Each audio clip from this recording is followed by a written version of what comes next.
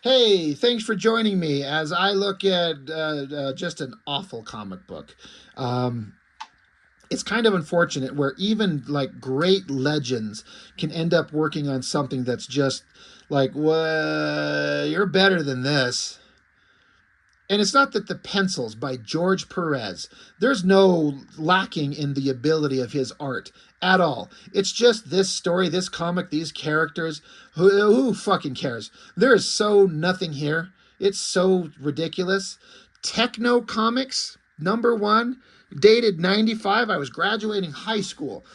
Isaac Asimov's iBots. So here's the only reason that this gets made is because it's connected to Isaac Asimov, right? Oh, this guy, he's a legend and he has all these things that we all know and, all the stuff that he's kind of famous for. And he has this concept for comic book characters. It has to be brilliant because he did it. So we're going to get together and make this book.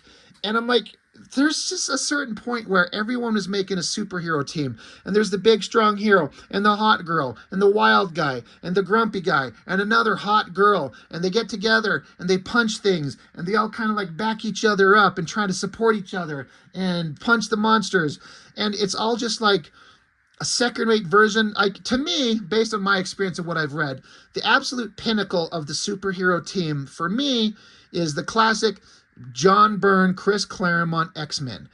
Building up the team, establishing characters, pitting them against villains, having the drama and the soap opera nature.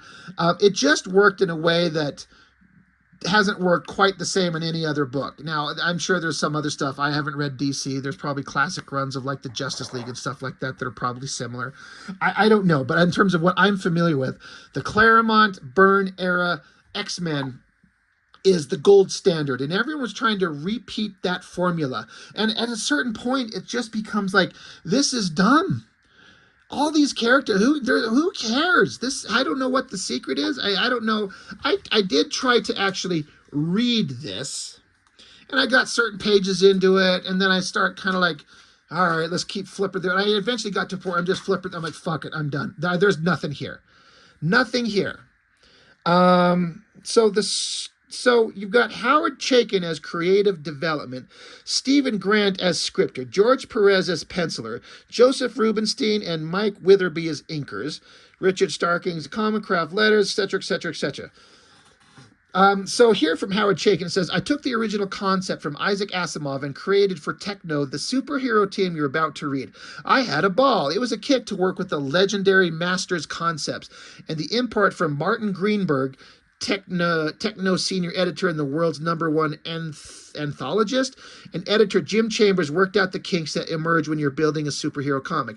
Now the characters and story are there. So what you've got is a class act from the sensational script by Stephen Grant, an old friend and fellow curmudgeon, to the pencils by George Perez, a man who delivers quality like it's going out of style, and last but hardly least, the brilliant rendering by Joseph Rubinstein, one of the most underrated men in the comic book business.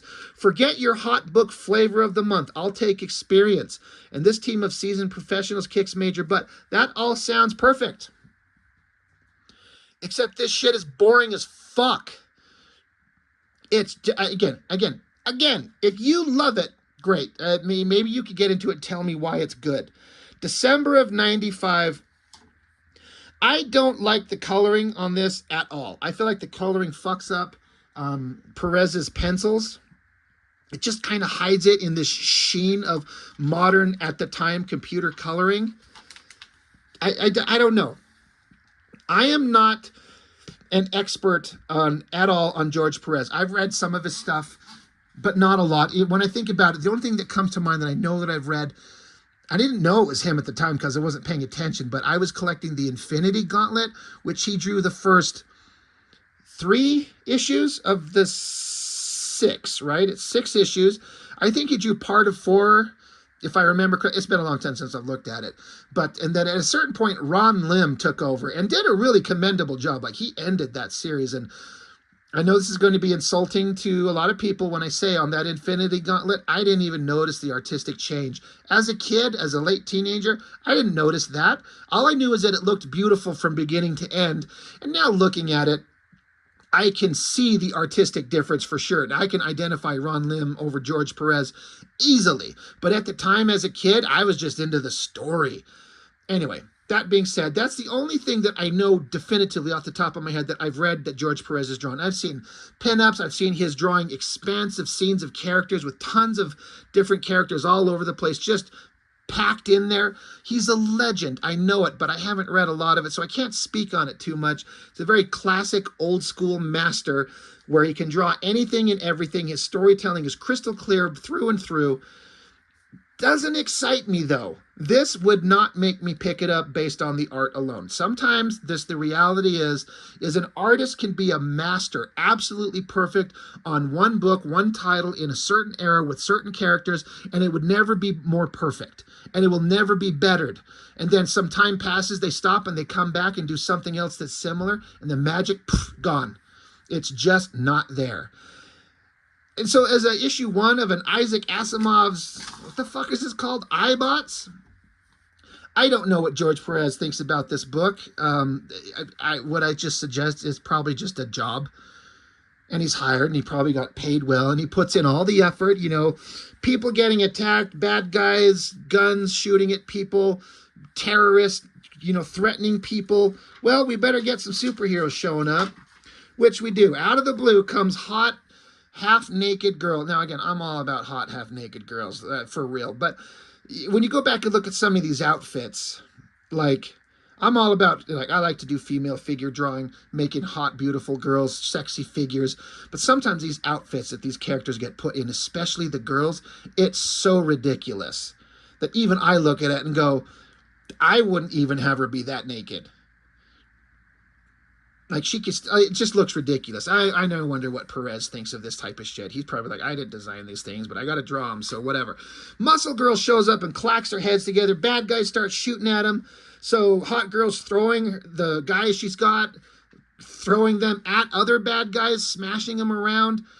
God, for some reason, I'm instantly reminded of, like, Liefeld, for example. It always comes back to Liefeld, doesn't it? He likes to do this type of shit. Have heroes show up and fight faceless douchebag bad guys. But at least these bad guys have, like, open masks where you can see their mouths and their face and some expressions.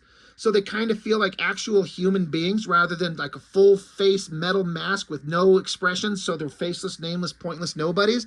But here are our heroes. Big guy with a giant cloak on, and then guy with like the worst haircut, the worst jawline, and the worst jacket. And he's throwing up a force field blocking bullets. Some guys, Killane, Protocol 1. Who's Killane? I don't know. Stonewall, I guess that's him. And he says Psyfor, so I think Psyfor, PSY-4, Psyfor, I guess that's him. So Psyfor, Stonewall, who's Killane? Her? I gotta be honest, I don't give a fuck, I don't care. Oh, and Mickey Spillane's Mike Danger. Yeah, not really interested. Anyway, our heroes are doing heroic shit. Good for them. He's got mind powers or something. Blocks him, knocks him down, whatever. Muscle Girl's throwing him around, dropping him to the ground, kicking their asses. Other hot girl, Radiant, she says, you can call me Radiant. She's got energy power. She says, oh, you're fine. I'm just canceling out light so it can't hit your eyes. So basically, she blinds him. Heroes keep saving the civilians, and then this other guy shows up. Who is this guy? Itazura? Itazura. Itazura? What is that? So he's like the weird kind of rabid, out-of-control claw guy with tiger stripes and claws and long hair, and he's the Wolverine of the group, except fucking stupid. They gotta pull him off. Easy, Itazura. Remember the protocols. He's like, hey, who did I hurt? I didn't break no stinking protocols. I just bend them and fold them and spindle and mutilate. Okay. Jesus Christ. Whatever. The heroes are doing heroic shit. They save the bad guys, or they save the humans from the bad guys. And then, I don't know, story. More bad guys. Police show up. The civilians have to like, wait, stop. These superheroes saved our lives. Don't shoot them. They're on our side. Oh my gosh, what a great bunch of heroes. Oh, they're the Amazings. The Amazings? You gotta be fisting me. You are knuckle deep fisting me with this. The Amazings. No. If I would have got this comic off the shelf, I would have fucking shut it and thrown it in the garbage already. Again, George Perez art is fantastic. He can draw anything and everything. But you're going to have these cliche, boring assholes and call them the Amazings? Nope, I'm out. Leonard Nimoy's Primortals. I bet that thing fucking sucks too. Just because Leonard Nimoy come up with some... he's probably sitting around. He's like, you know, Captain, logically, I thought about this comic series where there'd be a bunch of dinosaur peoples that have capes and lasers for hands. That's probably a great comic book. We'll call it the Primortals. So it's like Primortal, but Primortals. See the play on the words? And of course, Leonard Nimoy's like, this would be logical to create this comic, Captain. You know, let's do this. Let's get together at Techno Comics. We'll pair it up with Isaac Asimov's iBots, and it'll be a great comic. Wasn't there another? Oh yeah, it was Mickey Spillane's Danger. I don't know about that one. Anyway, I'm sure that fucking sucked. Whatever. Bad story, characterization. So now we get into the private lives of people. Talking about, we got to build up the story. We got to have interesting characters, deep characterization. It's got to be so interesting. Whatever. Moving on into the jungle. People are trapped. Explosions every... Now, this is a kind of an exciting page. Exploding vehicles, energy eruptions, bodies getting ripped apart. Like, that's all pretty... That's a great page. Again, they're all great pages from George Perez. Like, there's no doubting that. But that's like, holy shit. Like, them, not us, not us, not us. Blowing up. Like the whatever soldiers jumping down dressed as like sort of G.I. Joe Transformers. That's cool. Neil Gaiman's Lady Justice with giant tits. No comment. Again, is this the mansion where all the heroes live? Is this X-Men?